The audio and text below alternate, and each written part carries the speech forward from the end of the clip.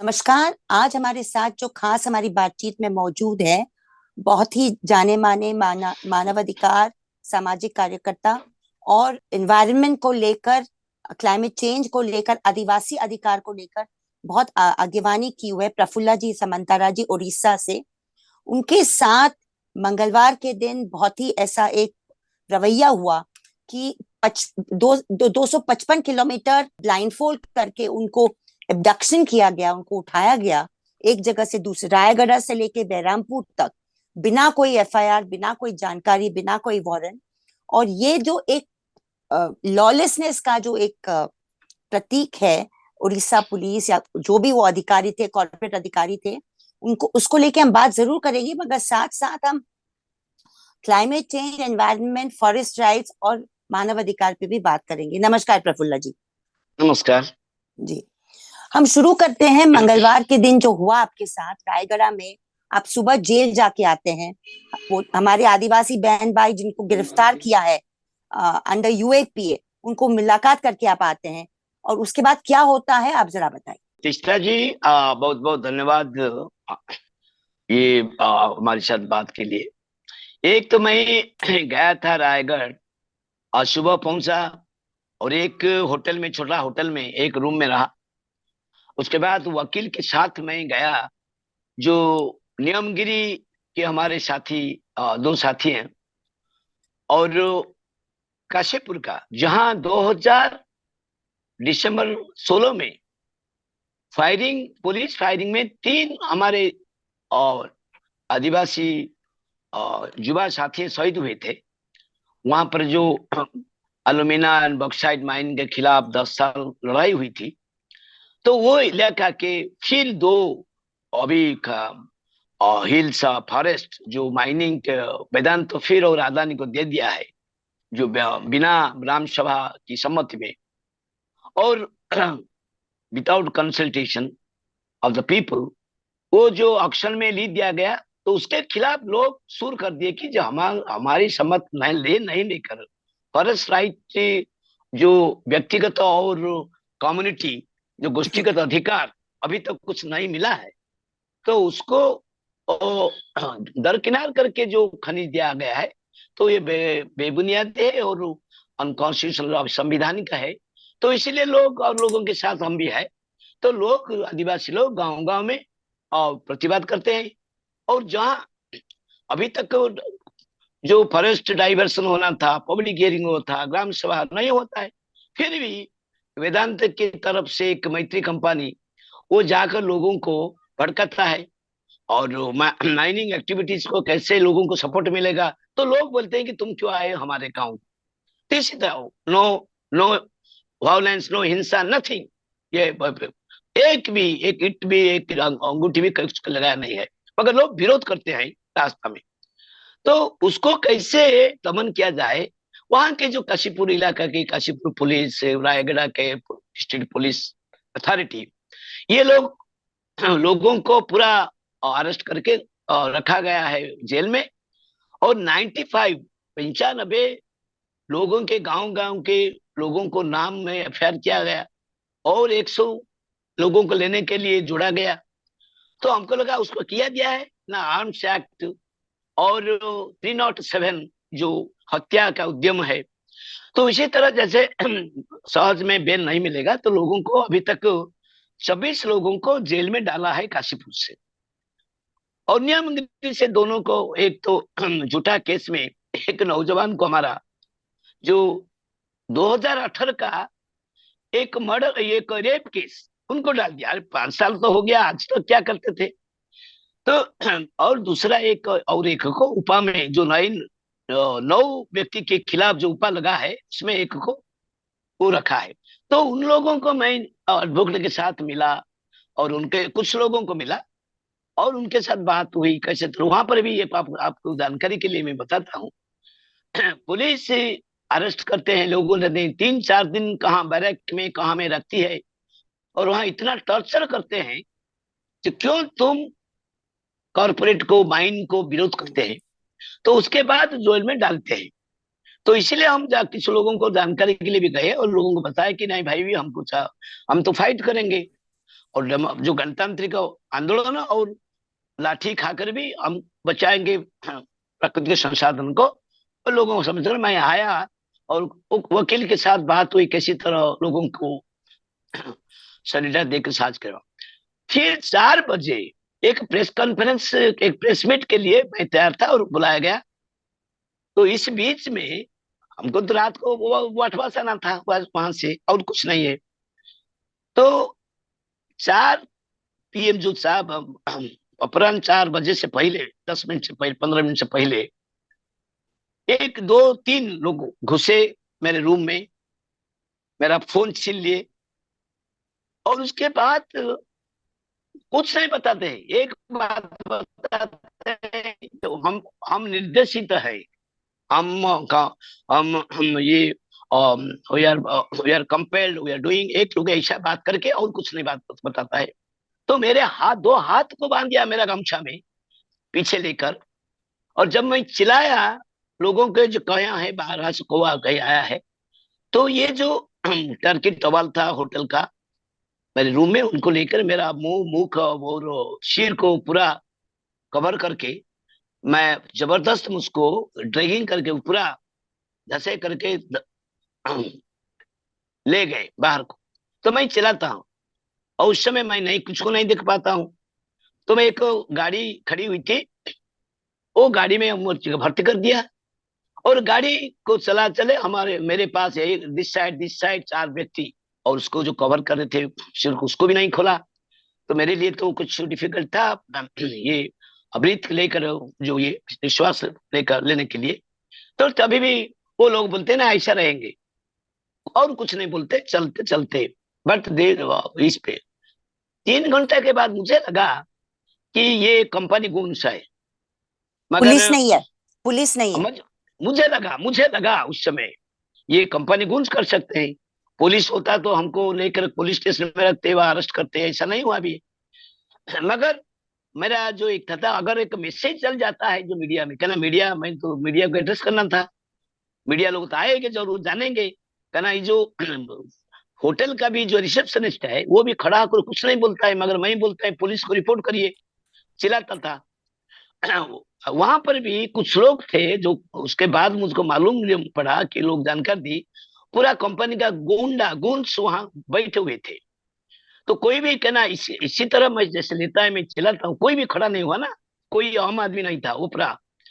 तो उसके बाद मुझे लगा हो ले जाएंगे तो कहाँ किस करेंगे, देखेंगे ना, हमारा हमारा और कोई क्या इरादा है, लोगों के पास है, अगर बचेंगे तो बचेंगे, नहीं तो नहीं है।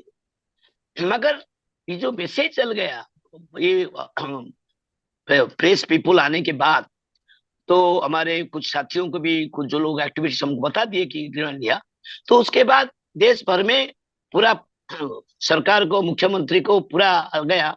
और जब उनको लगा, उनको लगा कि उनकी ही पुलिस क्या है, हमको पूरा, जो हमारा होम टाउन जो बरहमपुर, उनको छोड़ने के लिए बोल दिया। कहना हमको बताया नहीं पहले, 3 घंटे के बाद जो उनका बात हुई, मुझे लगता है वो एक कुछ डायरेक्शन आया, और डायरेक्शन के बाद हम उनके वो लोगों बोले कि आपको हम बरहमपुर में छोड़ देंगे। तो ये जो बरहमपुर तक, अब अभी अगेन 1 घंटा के बाद हमारा हाथ खुल दिया। रास्ता में जिस तरह वो बात करते थे, एक तो पुलिस ऑफिसर के साथ, उनका जो डायरेक्शन ऐसा था, वो बताते थे, क्या वो लोग नहीं जानते थे मैं कौन हूँ, मगर उसके बाद उनको इन्फॉर्म कर दिया मैं किस क्या हूँ, कैसे हूँ, उसको धीरे धीरे में उसको अच्छा तरह में ले जाओ।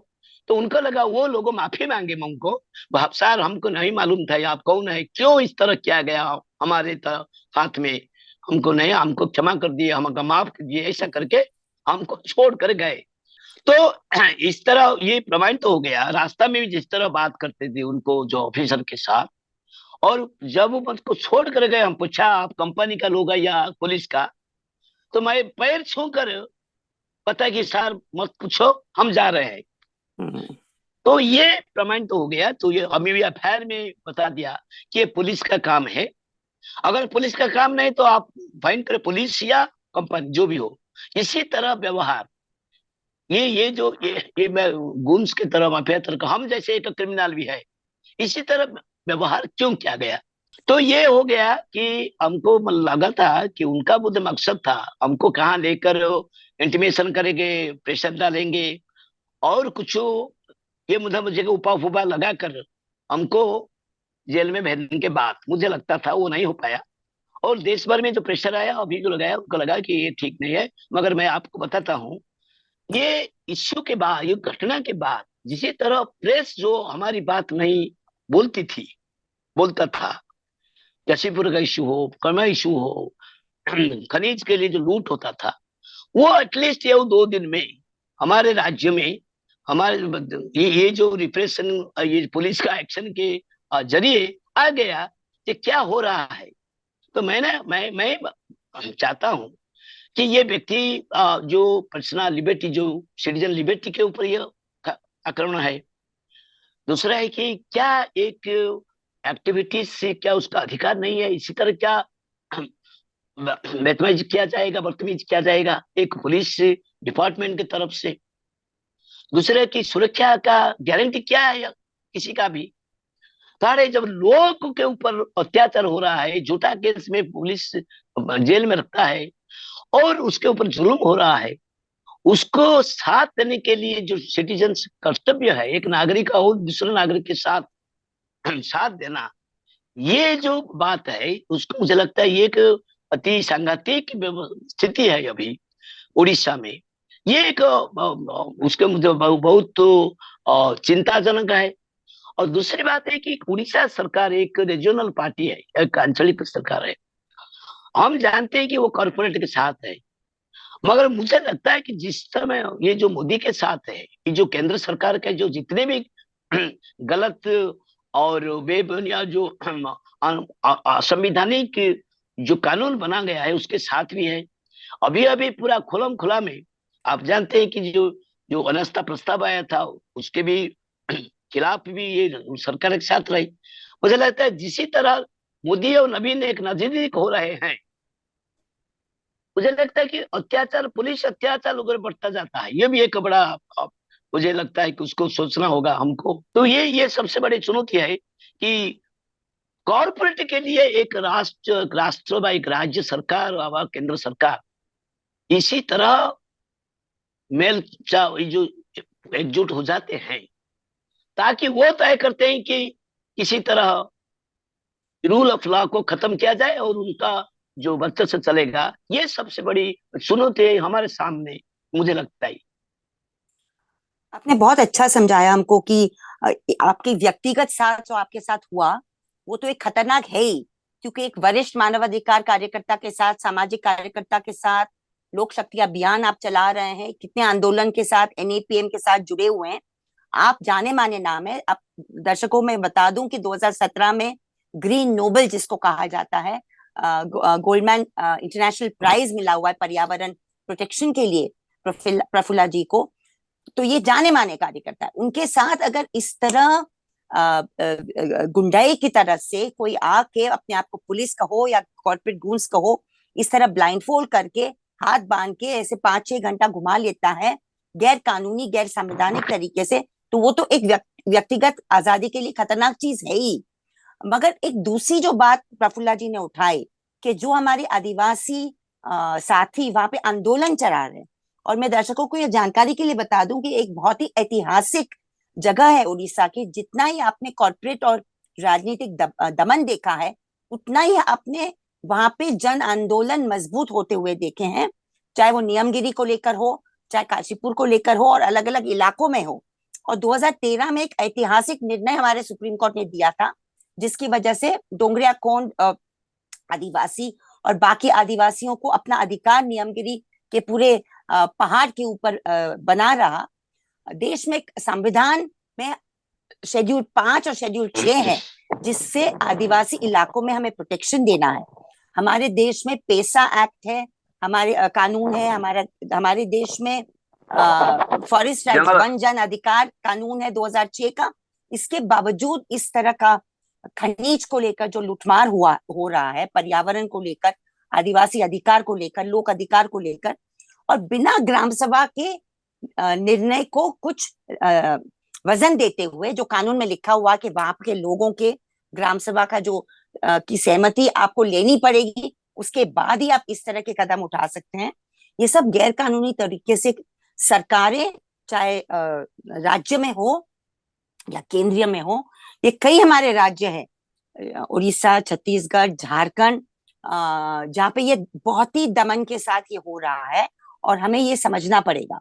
और हमारे जो 23 आदिवासी साथी बेबुनियादी तरीके से जेल में बंद है, उनके लिए भी आवाज उठाना पड़ेगा, because they have a right to protest. Article 19(1)(g उनको अधिकार देता है संविधान में कि पीसफुल प्रोटेस्ट, शांति पूर्वक अगर आंदोलन संघर्ष आप चलाएं, विरोध करें, प्रतिरोध करें, तो आप बिल्कुल, आपका अधिकार है कि आप इस तरह का विरोध कर सकते हैं कोई भी सरकारी नीति के खिलाफ, और ये अधिकार कोई भी छीन नहीं सकते। इसके बावजूद इस तरह का दमन चल रहा है, और रायगढ़ जेल में सिर्फ मिलने जाते हैं प्रफुल्ला जी, और उसके बारे में मीडिया को बताने जाते हैं दोपहर में, और उनके साथ इस तरह का हादसा होता है। तो मैं मानती हूँ ये बहुत खतरनाक एक राह है जो हमारे देश में हो रही है। इसके लिए हमको आवाज उठाना चाहिए। और प्रफुल्ला जी, आपको और कुछ भी कहना हो तो आप जरूर कहिए। एक बात और, अभी अभी आपके पहले अभी जो काशीपुर इलाका में जो दमन चलता है, उसके गांव के लोग अभी अभी मुझे बताया, आज पुलिस गाड़ी भेज कर किसी लोगों को लेते हैं और कंपनी लोगों के साथ उसको कुछ पैसा देकर एक बार मेरे खिलाफ एफआईआर वो लोगों की तरफ से अभी आज दायर हुआ है, ऐसा बोला। कितना ठीक है मैं नहीं जानता हूँ, मगर आम आदमी बताया, क्योंकि ये जो किडनैपिंग के स्टोरी के पीछे जो उनका मकसद था वो तो अभी फेल हो गया। तो मुझे लगता है और कुछ चलता है लोगों की तरफ से एफआईआर करके कुछ हो सकता है। मैंने उनको बताया कि भाई तुम्हारी बात ज्यादा इंपॉर्टेंट है, तुम कैसे सुरक्षित हो, हमारे बारे में हमको छोड़ दो। तो हम क्या करेगा पुलिस से, हमको स्टेट क्या करेगा हम देखेंगे, अगर आप मजबूत हो, जेल में मत डरो, और हिंसा की बात नहीं होगा। हमारा हिंसा किसी को भी हम नहीं छुएंगे, मरेंगे तो उसको नहीं मारेंगे, मगर आंदोलन करेंगे। ये मैं बात करके अभी आपके पास आया। तो मतलब इसका संक्षेप में मैं दर्शकों को बता दूं कि प्रफुल्ला जी ने एक एफआईआर भेजा है उसी दिन, मंगलवार के दिन, रायगढ़ पुलिस को इस तरह का व्यवहार, गैर कानूनी तरीके से एब्डक्शन, किडनैपिंग, हिंसक तरीके से उनको उठाया गया, इसके बारे में बिना एफआईआर, बिना वारंट, बिना कारण, बिना कोई जानकारी। साथ साथ अभी उनके खिलाफ कुछ कार्रवाई होने जा रही है, ऐसे खबर आज प्रफुल्ला जी को मिली है काशीपुर से। क्योंकि राजसत्ता जो है यही चाहती है कि जब आप किसी का विरोध करें तो आपको ही एक तरह के आरोपी ऐसा प्राप्त करके दिखा करके कानूनी सर पे आपके खिलाफ केस चलाना, और उसी दमन के साथ डराना, घबराना, धमकाने का काम होता है। प्रफुल्ला जी जैसे बहुत ही अहम हमारे कार्यकर्ता कभी दबने वाले नहीं है, घबराने वाले नहीं है। मगर हम मानवाधिकार कार्यकर्ता और पत्रकारों को ये बात उठानी चाहिए कि जो इस तरह का शांति पूर्वक जो प्रतिरोध होता रहता है हमारे देश में, और खासकर आदिवासी इलाके में, वो प्रतिरोध का साथ हमें देना चाहिए। हमारे जो आदिवासी साथी जेल में हैं उनके लिए हमारी आवाज उठनी चाहिए। और प्रफुल्ला जी, आप बस सुरक्षित रहे और अच्छे रहे, यही हमारी आपके साथ शुभकामनाएं। हमारे साथ बात करने के लिए बहुत बहुत शुक्रिया।